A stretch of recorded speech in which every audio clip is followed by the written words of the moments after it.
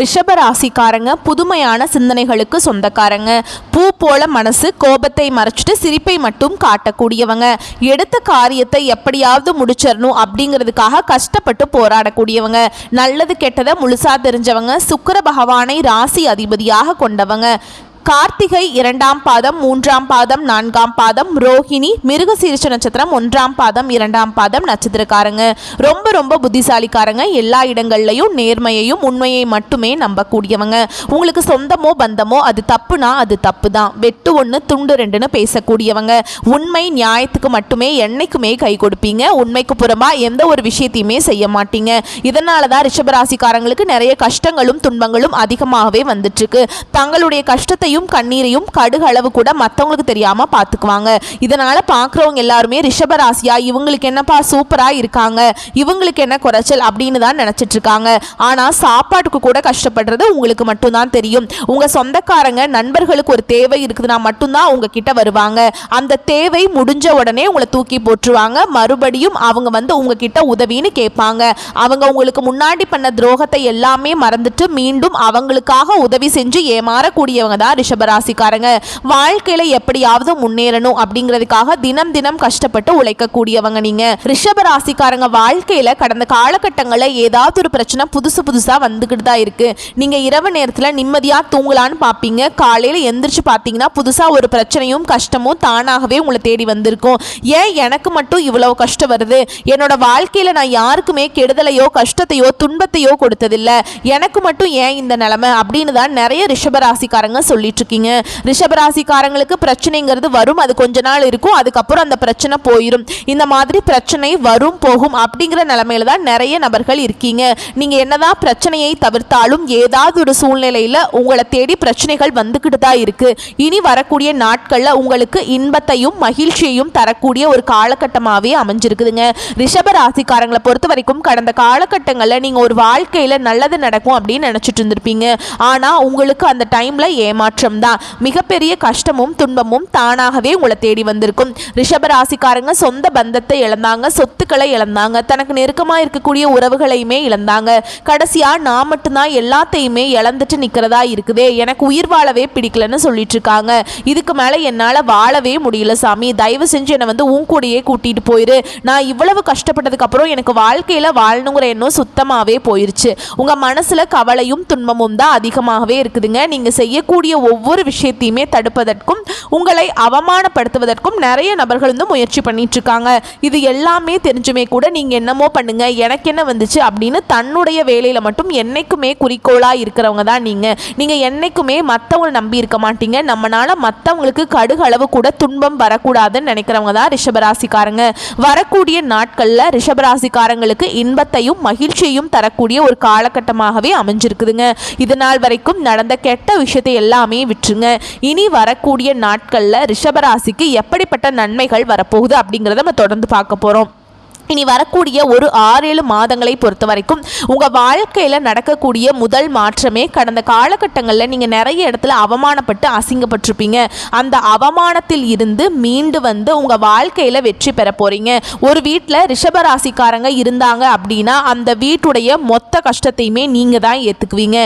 இனிமேல் ரிஷபராசிக்காரங்களை எதிர்த்தவங்களுக்கு இனி அழிவு காலம்தான். இனி வரக்கூடிய நாட்களில் இருந்து உங்களுடைய தலைவிதி அப்படிங்கிறது முழுவதுமாகவே மாறப்போகுது. அதாவது பார்த்தீங்கன்னா இந்த 2025 6 மாதம் அப்படிங்கிறது நிறைய கஷ்ட துன்பங்களோடு சந்திச்சுதுங்க. இந்த 6 மாதங்கள் அப்படிங்கிறது முழுவதுமாகவே முடிஞ்சு இப்போ 7வது மாதத்தில் நம்ம அடி எடுத்து வச்சிருக்கோம் அப்படிதானுங்க. இனி வரக்கூடிய ஒரு 6-7 மாதங்கள் அப்படிங்கிறது ரிஷபராசிக்கு எப்படிப்பட்ட மாற்றங்கள் வரப்போகுது அப்படிங்கிறத நம்ம பார்க்க போகிறோம். அதாவது பார்த்தீங்கன்னா கடந்த காலகட்டங்களில் கடன் பிரச்சனைக்குள்ள உள்ளாகி இருப்பீங்க. இனி வரக்கூடிய நாட்களில் நல்ல ஒரு பொருளாதார முன்னேற்றம் இருக்கிறதுனால அனைத்து விதமான கடனையுமே இந்த 2025 முடியறதுக்குள்ளேயே கட்டி முடிக்க போறீங்க. ஏன்னா உங்களுக்கு பார்த்தீங்கன்னா குரு பயிற்சி பார்த்தீங்கன்னா மே 14ஆம் தேதி ஸ்டார்ட் ஆச்சுங்க. ஆனால் ஸ்டார்ட் ஆகியுமே அதனுடைய பலன்கள் ரிஷபராசிக்கு முழுமையாக கிடைக்காம இருந்தது. இனி வரக்கூடிய நாட்களில் அதனுடைய பலன்கள் அப்படிங்கிறது முழுமையாக கிடைக்க போகுது. அது மட்டும் இல்லாமல் உங்களுக்கு இந்த சுக்கிர பயிற்சியானது ஸ்டார்ட் ஆயிடுச்சு. இதன் மூலமாகவும் நல்ல ஒரு பொருளாதார முன்னேற்றம் அப்படிங்கிறது வரக்கூடிய நாட்களில் இருந்து ரிஷபராசிக்காரங்க வாழ்க்கையில் நடக்கிறதுனால நல்ல ஒரு முன்னேற்றத்தை வரக்கூடிய நாட்களில் ரிஷபராசிக்காரங்க பார்க்க பார்க்க போறீங்க.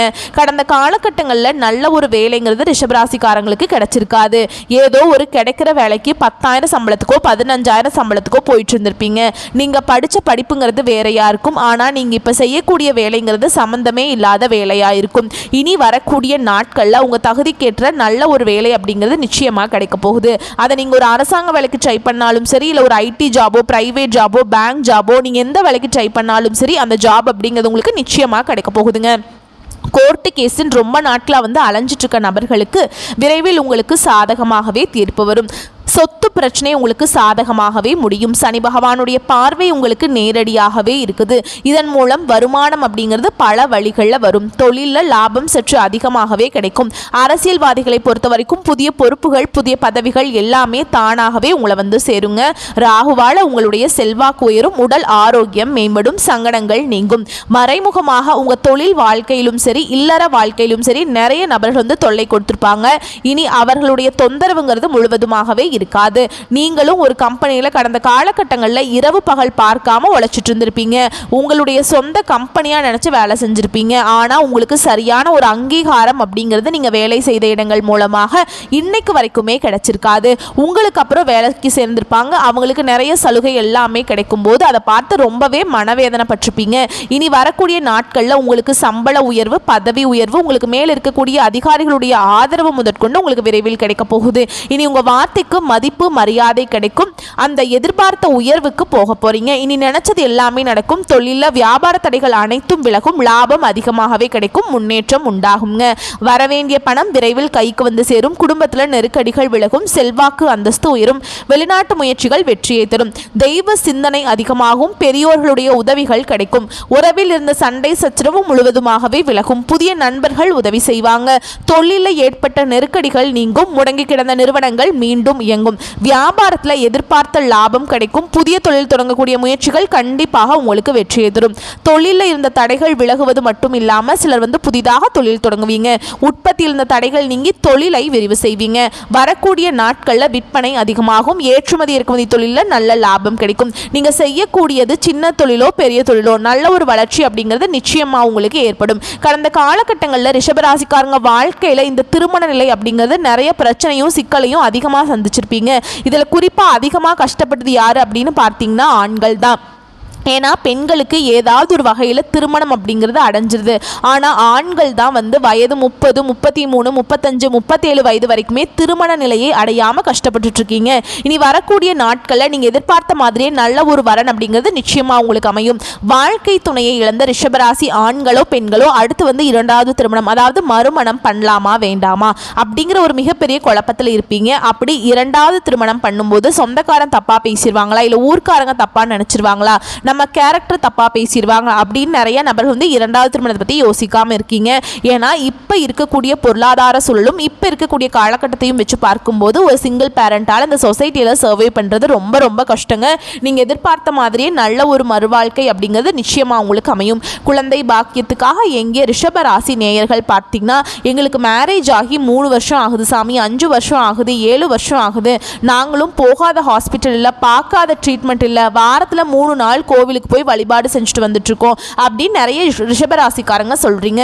கண்டிப்பா வரக்கூடிய நாட்கள்ல உங்களுக்கு விரைவில் குழந்தை பாக்கியம் அப்படிங்கிறது உண்டாகும். வரக்கூடிய நாட்கள்ல கடினமான காரியத்தையும் சுலபமா செஞ்சு முடிப்பீங்க. உங்க எளிமையான பேச்சு திறமையால நீங்க அனைவரையுமே கவர்ந்தெழுப்பீங்க. வரக்கூடிய நாட்களை பொறுத்த வரைக்கும் பார்த்தீங்கன்னா நல்ல ஒரு பொருளாதார முன்னேற்றம் இருக்கிறதுனால கடந்த காலகட்டங்களில் நிறைய கடன் பிரச்சனைக்கு தள்ளப்பட்டிருப்பீங்க ரிஷபராசிக்காரங்க. இப்போ நீங்க போய் ரிஷபராசிக்காரங்களை பார்த்து கேட்டீங்க அப்படின்னா எனக்கு 3 லட்சம் இருக்குதுங்க, 5 லட்சம் இருக்குது, 7 லட்சம் இருக்குதுன்னு சொல்லுவாங்க. கடன் இல்லாத ரிஷபராசிக்காரங்களை நீங்கள் குறைஞ்சபட்சம் தான் பார்க்க முடியுமே தவிர மேக்சிமம் நீங்கள் ஒரு 100 பேரை கேட்டிங்க அப்படின்னா அதில் குறைஞ்சபட்சம் ஒரு 80 பேருக்கு மேலே கண்டிப்பாக கடன் அப்படிங்கிற விஷயம் கண்டிப்பாக இருக்குங்க. எப்படியாவது அந்த கடனை மட்டும் கட்டி முடிச்சுனா போதும் சாமி, என் வாழ்க்கையில் இதுதான் ஒரு மிகப்பெரிய தலைவலியாகவே இருக்குதுன்னு சொல்லுவாங்க. இந்த 2025 முடிஞ்ச 2026 நீங்கள் அடியெடுத்து வைக்கும்போது ஒரு பைசா கடன் இல்லாமல் அனைத்து விதமான கடனையுமே கட்டி முடிக்கக்கூடிய அளவுக்கு நல்ல ஒரு பொருளாதார முன்னேற்றம் அப்படிங்கிறது வரக்கூடிய ஒரு 6-7 மாதங்களில் ரிஷபராசிக்காரங்க வாழ்க்கையில் மிகவும் ஒரு ராஜயோகத்தை கொண்டுள்ள ஒரு நாட்களாகவே பார்க்கப்படுது. ரிஷபராசியை பொறுத்த வரைக்கும் நீங்கள் ஆண்களோ பெண்களோ அரசு வேலையோ தனியார் வேலையோ கூலி வேலையோ நீங்கள் எதிர்பாராத வருமானம் அப்படிங்கிறது உங்களுக்கு இரட்டிப்பு மடங்காக கிடைக்க போகுது. சேமிப்பு அப்படிங்கிறது பல மடங்காக உயரும். இதன் மூலமாக நல்ல ஒரு முன்னேற்றத்தை விரைவில் வந்து ரிஷபராசிக்காரங்க பார்க்க போறீங்க. இனி வரக்கூடிய நாட்களில் ரிஷபராசிக்காரருடைய வளர்ச்சி அப்படிங்கிறது யாருமே எதிர்பார்க்காத அளவுக்கு ஒரு மிகப்பெரிய ஒரு அசுர வளர்ச்சியாக இருக்க போகுது. ஏண்டா நம்ம கூடயே இருந்தாங்க, திடீர்னு கார் வாங்கிட்டாங்க, பைக் வாங்கிட்டாங்க, வீடு கட்டிட்டாங்க, கல்யாணம் பண்ணிட்டாங்க, பிஸ்னஸ் ஸ்டார்ட் பண்ணிட்டாங்க அப்படின்னு வந்து உங்கள் நண்பர்களுக்குள்ளேயே பேசுகிறாங்க. அந்த மாதிரி ஒரு சூழல் வந்து இருக்குங்க. உங்கள் மீது வந்து அதிகமாக வந்து ஒரு மாதிரி வன்மத்தை கொட்ட போகிறாங்க. சரிங்களா? சொந்தக்காரர்கள் நண்பர்கள் உங்கள் மீது வந்து பொறாமை கொள்ள போகிறாங்கன்னே சொல்லலாம். ஏன்னா அந்த அளவுக்கு வந்து நல்ல அற்புதமான மாற்றங்கள் வந்து உங்கள் வாழ்க்கையில் வரக்கூடிய நாட்களில் நடக்க போகுது. உங்களுடைய நண்பர்களும் உறவினர்களும் உங்களுக்கு துரோகிகளாகவும் எதிரிகளாகவும் மாறக்கூடிய வாய்ப்புகள் அதிகமாகவே உள்ளது. உங்களை அழிக்க நினைக்கிற நபர்கள் வந்து உங்க கூடையே தான் இருக்காங்க. உங்களை வந்து விரைவில் வந்து உங்களுக்கு குளிப்பறிச்சு உங்களை வந்து கீழே தள்ளத்தான் பார்க்குறாங்களே தவிர நீங்கள் முன்னேறணும், உங்களுக்கு சப்போர்ட் பண்ணணும் அப்படிங்கிற நபர்கள் உங்க கூட என்னைக்குமே கிடையாது. முடிஞ்ச அளவுக்கு இந்த மாதிரி தவறான நண்பர்களுடைய சேர்க்கை பழக்க வழக்கங்கள் இருக்கும் பட்சத்தில் கண்டிப்பாக இவற்றிலிருந்து ரிஷபராசிக்காரங்க கண்டிப்பாக வெளியே வந்தால் மட்டும்தான் உங்கள் வாழ்க்கையில் நீங்கள் அடுத்த கட்ட நகர்வுக்கு நீங்கள் போக முடியும். அப்படி இல்லை அப்படிங்கிற பட்சத்தில் இவர்களுடைய வலையில கண்டிப்பா நீங்க சிக்கிக்குவீங்க. உங்களுடைய அழிவை நோக்கி நிறைய நபர்கள் வந்து காத்துட்டு இருக்காங்க. அதனால உஷாரா இருந்துக்கோங்க. வரக்கூடிய வாய்ப்பை மட்டும் கரெக்டா பயன்படுத்திக்கோங்க. வாழ்த்துக்கள். நன்றி. வணக்கம்.